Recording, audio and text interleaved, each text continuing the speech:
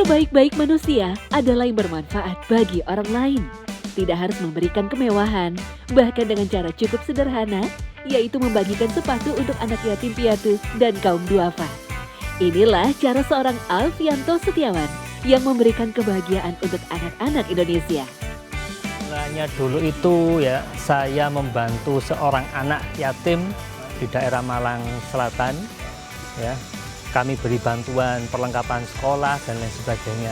Cuma satu yang belum bisa kami berikan saat itu ya.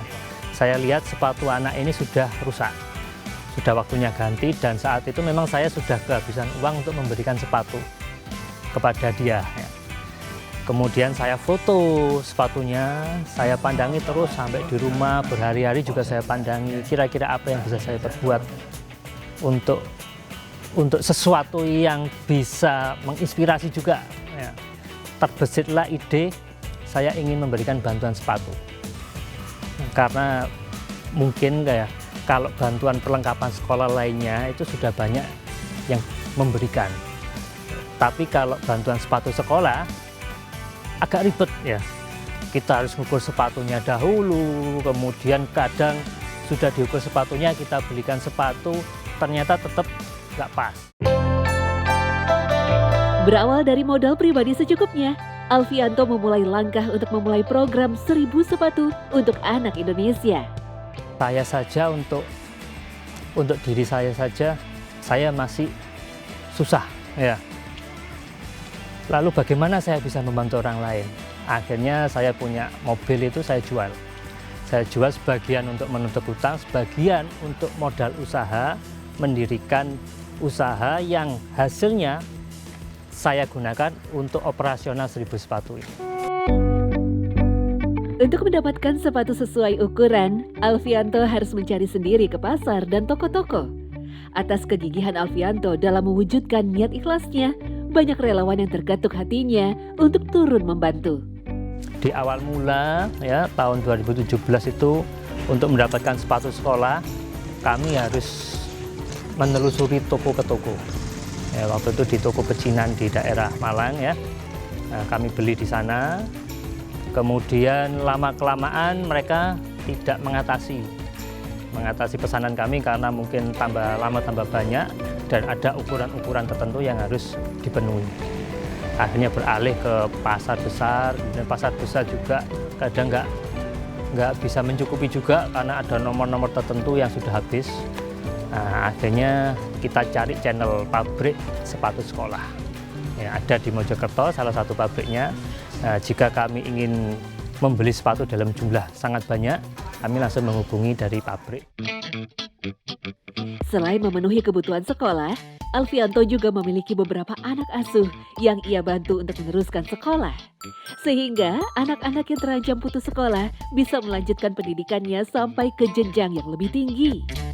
Tak hanya doa dan tekad yang bulat, usaha Alfianto juga mendapat dukungan dari keluarga dan lingkungan sekitarnya. Itulah yang mempertahankan semangat Alfianto untuk terus berbuat baik bagi orang lain. Tidak hanya terbatas di Pulau Jawa, Alfianto juga menyalurkan bantuan sepatu ke pedalaman di luar Jawa. Tentu saja medan yang terjal, serta biaya yang dikeluarkan untuk mencapai tempat tujuan menjadi tantangan tersendiri baginya.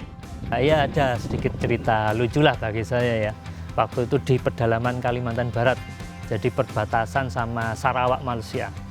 Jadi perjalanan ke sana itu membutuhkan waktu kurang lebih 1 hari perjalanan. Kemudian ongkos naik ojeknya juga ya hanya bisa ditempuh dengan sepeda motor, dan ojeknya satu ojek itu aja 500.000. Ya, perjalanannya luar biasa sangat berat. Kami waktu ke sana itu kejar-kejaran sama mendung. Khawatir ada hujan loh. Kita getkan aja kendaraan itu. Bahkan sampai ngetril-ngetril, jatuh juga pernah. Ya. Nah, setelah di pedalaman sana, pedalaman Sungkung namanya, di daerah dekat Sarawak, Malaysia, di hutan, di situ ada perumahan dari kayu-kayu gitu ya, nggak ada listrik di sana. Responnya senang sekali karena banyak dari mereka justru nggak pakai sepatu sekolah. Mereka pakai sandal jepit itu sudah bagus di sana. harga sepatu sekolah bisa 3 atau 4 kali lipat dari harga yang di kota. Waktu itu saya ke Pulau Timor, NTT ya. Pulau Timor, jadi dari Kupang kurang lebih sekitar 5 jaman lah mungkin masuk ke dalam ya, ke Kabupaten Timur Tengah Selatan ya. Di sana kaget juga ya, saya sebelum-sebelumnya waktu ke pedalaman juga nggak pernah disambut seperti itu. Mereka sudah memakai pakaian adat anak-anaknya ya, berjajar rapi, kemudian disambut pakai pantun-pantun dalam bahasa mereka juga yang saya sebenarnya juga nggak paham gitu kan. Ya, setelah itu mereka bernyanyi bersama itu lagunya.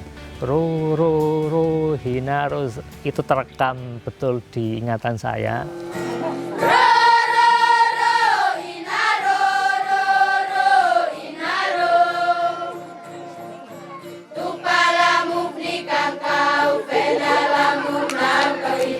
Saya jadi terharu sekali, kemudian merasa ya Allah, saya seperti ini, saya cuma orang biasa, ya, cuma background juga pegawai biasa. Saya ke sana disambut bak seperti bupati, bak seperti raja-raja, seperti ini. Akhirnya ya kami bernyanyi bersama dengan anak-anak, kemudian berjoget bersama, memakai pakaian adat juga mereka. Itu luar biasa sekali sambutan di sana. Satu hal yang tetap ia jaga adalah tanggung jawabnya sebagai pegawai pemerintah. Bagi Alfianto, tanggung jawab ibadah tidak bisa dijadikan alat untuk mengabaikan tugas dan tanggung jawab kepada sesama manusia.